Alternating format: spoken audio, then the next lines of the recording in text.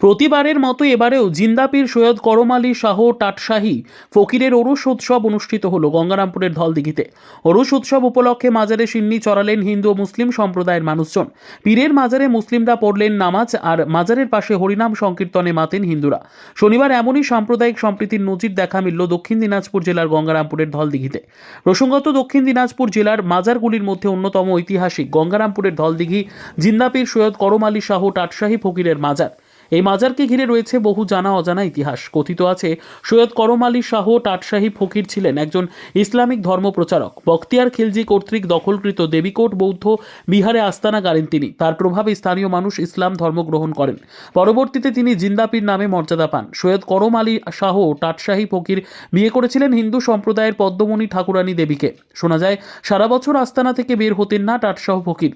25শে মাঘ ভোরে তিনি আস্তানা থেকে বেরিয়ে ধলদিঘিতে স্নান করতেন। স্নান শেষে চটের জামাকাপড় পরে আবার 1 বছরের জন্য আস্তানায় প্রবেশ করতেন। তিনি দেহ রাখার পর ধলদিঘির পাড়ে তাকে সমাধিস্থ করা হয়। যেহেতু 25শে মাঘ তিনি আস্তানা থেকে বেরিয়ে স্নান সারতেন, তাই প্রতি বছর এই দিনটিতে ওরস উৎসব পালন করা হয়। সৈয়দ করম আলী শাহ টাটশাহী ফকিরের স্ত্রী পদ্মমণি ঠাকুরানী দেহ রাখলে মাজারের পাশেই তার সমাধি করা হয়, তাই প্রতি বছর 25শে মাঘ একই দিনে হরিনাম সংকীর্তনে মাতেন হিন্দুরাও। প্রতি বছর ওরস উৎসবে হিন্দু মুসলিম উভয় সম্প্রদায়ের মানুষ মাজারে পোলাও, মুরকি, বাতাসা নিবেদন করেন। প্রতিবারের ন্যায় এবারেও অনুষ্ঠিত হলো উরস উৎসব। এদিন উরস উৎসব উপলক্ষে প্রচুর ভক্তের ঢল নামে ধলদিঘি এলাকায়। উরস উৎসব উপলক্ষে এলাকায় বসেছে বিশাল মেলা, যা চলবে আগামী 10 দিন পর্যন্ত।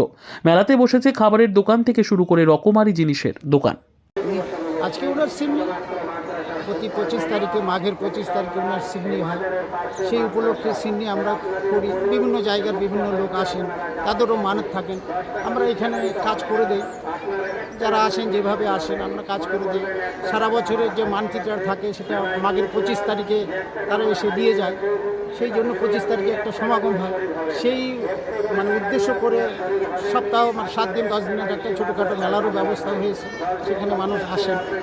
এবার মেলায় 7 থেকে 10 দিন আর কি শুরু হবে আর কি। ইটাহার থেকে আসে, কালিয়াগঞ্জ থেকে আসে, বংশিয়ারি থেকে আসে। ইতিহাস বলতে ইনি একজন সাধক ছিলেন। নাম কি?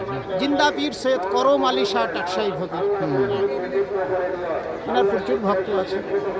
ব্যুরো রিপোর্ট, উত্তর বাংলা সংবাদ। ছেলের মানসিক ছিল, ছেলে যখন বয়স আপনার হলো ওই 6 দিনের, তখন ওই পাওটা একটু ব্যাকা হয়েছিল, তখন মানসিক করছিল। এখন অনেকটা সুস্থ, অনেকটা ভালো, হেঁটে বেড়াচ্ছে। এই জন্য মানসিকটা দিতে এসেছি। কি মানত করেছিলেন? ঘোড়া মানিক।